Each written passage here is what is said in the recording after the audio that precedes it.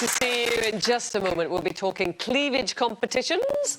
But first, it's competition time. And here's our Linda with all the details on how you could be a huge £60,000 better off. Our flashback cashback prize is a huge £60,000. And this week you have another chance to win. We make winners all the time, ITV. I've won like £10 here and there on the lottery, but never ever nothing like this. It's meant the world really, because I've been able to pay my mortgage. I'm mortgage free now. I am 65 this year, but I am retiring. I can retire, right, and then still enjoy a comfortable life. Just imagine how you would feel with a big £60,000 win. For your chance to win, text cash to 81119. Text costs £2 plus one standard network rate message. Go to the website, entries cost £2. Call 09068 781119. Calls cost £2 plus your network access charge. Or post your name and phone number to DY11 PO Box 7558 Derby DE1 0NQ. Entrance must be 18 or over and lines close at 3 p.m. on Friday the 6th of April. Good luck. Now, Kelly, it's been announced that you're going to be judging the Sun's Bust of Britain competition. It has. Fill us in. Well, the Sun approached me about a competition that I think they've run for the last 3 years, and it's basically to find Britain's best cleavage. Now, my initial reaction was, why would I do that? I don't want to do that. I don't need to do that. And then I thought about it and I thought, well, hang on, why wouldn't I do that? Like, what's wrong with celebrating women's bodies, celebrating women feeling sexy? Like, why wouldn't I want to encourage women to do that? And then I kind of went back to my career and what I'm known for, like being a lingerie model, a swimwear model, how that's opened so many doors for me, how I felt kind of empowered and how that's kind of, you know, kick-started a whole career for me. And I thought, well, if I can't front this campaign, who can? And if I don't front it, I'm basically saying there's something wrong with it. And I think this year I've been very vocal about supporting grid girls, the walk-on girls with the darts and stuff, and how, you know, those jobs are fine and it's up to women to, you know, make choices for themselves. You know, they're not being discriminated against, they're not being overly sexualised. If they want to do it and they feel confident that they should be allowed to do it.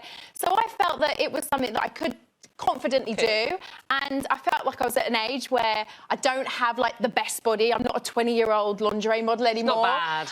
And I have insecurities, and you know, I don't turn up on a shoot and just, you know, whip my clothes off and feel amazing. Like, I'm kind of, you know, a bit kind of insecure, like anyone else would be.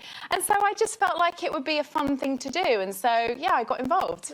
Well, I mean, Janet, we know you've got reservations. What are your reservations? Well, first of all, it is a fun job she's getting paid for. So it's a We all job work to get paid. Yes, it's a job that she's getting paid for. It's a job that judges cleavages, but you can bet your life there's one kind of cleavage that's not going to be the winner. Because when I look at today's Sun and they're called love pillows, the whole thing is sexualised and it's about big busts and big cleavages. It's not equal. There'll be all sorts of women over Britain who just think, the Sun, back to the Stone Ages. They only want women in the paper with big assets, and women who think that those assets are the sum total of their brain. Every competition like that. But isn't every, publication like that as well? I mean, there'll be spaces in Vogue magazine and they only want a certain type of woman and a certain type of figure. Yes, but don't tell me it's empowering. It's only empowering women who've got the requisite assets in the first place, i.e. women with anything. If you were slim and standing there straight. But today, of all days, Stacey, is the day of the gender pay gap being having all the companies in Britain with more than 250 employees, which we talked about yesterday, have to tell the government the difference between women's pay and men's pay. And as long as women are happy to be judged by their external appearances rather than what's in their head and all their skills, I feel So you think there's a link this. then, Janet? I just think it's settling for second best when women are worth more than that. Kelly's worth more than being judged by the size of her top. This is why I wanted to judge it, because I am more than that. You know, if anyone follows me on social media, they see me on the show, they see that I live a real life, they see that I have hobbies, that I have interests outside of getting my clothes on. And so, women who've got one set of assets that conforms to the sun, i.e. they're women who want to lie down on a bed, squash their upper halves together and take a picture. Can I just say, if they want to do that, look, the pictures in the paper today are Janet, can I ask you, are you judging these women? Do you think they shouldn't be allowed to do that? I'm saying it's fine for them, but there are plenty of other women who those pictures lessen their body confidence. And when we did the body confidence campaign on the show, women of all shapes and sizes all stood in a line and weren't retouched. And the message we had was simple: to every woman who watches this show in the country, be happy and content with what you've got. But all these women are real women. Can I just say, they're not all young women. They're women of all ages.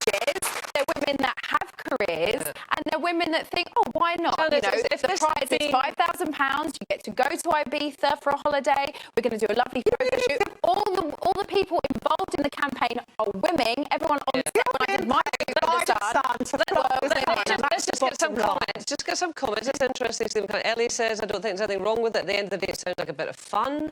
Becky says it's an outdated idea personally. Grace says, I've never had a cleavage and I wouldn't show it if I did. Sarah says, why tell our daughters that they don't need surgery or that they're beautiful the way they are and have cleavage competitions, basically making them feel inferior if they don't win. It's a double standard. But, I mean, if this was a beautiful teeth competition or a beautiful hair competition, would you have the same... It's the sexual element of the competition. I think people have more of a problem with it probably being in the sun, because I think the Sun also have that kind of, their take is very kind of, you know, they like working class, sexy girls, you know, that's kind of their... But women and men buy the Sun. It's not just a men's newspaper, Yeah, you know. the Sun is not having a competition for the most gorgeous testicles in Britain, are they?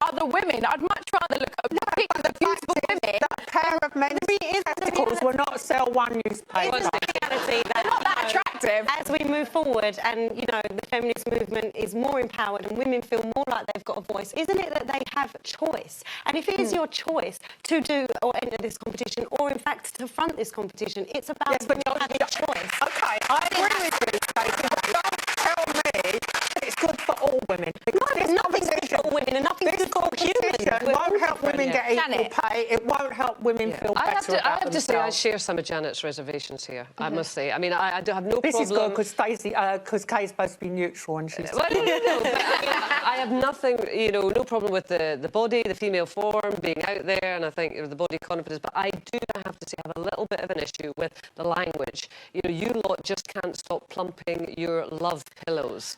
In Britain, entries pose in boudoir. All of these women are posing very seductively as if they're thinking of sexual activity. And that does bother me, that women are always being cast Given that young teenage Women girls are sexual. People are sexual beings. No, Can't but we young have sex, teenage be girls sexy are being and have a job plagued with and sexting. we can be... Sorry, young teenage girls. This isn't helping them.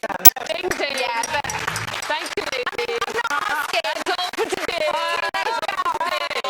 Tune in at 12:30 tomorrow when we're going to be joined by the most notorious person criminal Charles Bronson's ex-wife Irene and his new wife Paula on their unlikely friendship.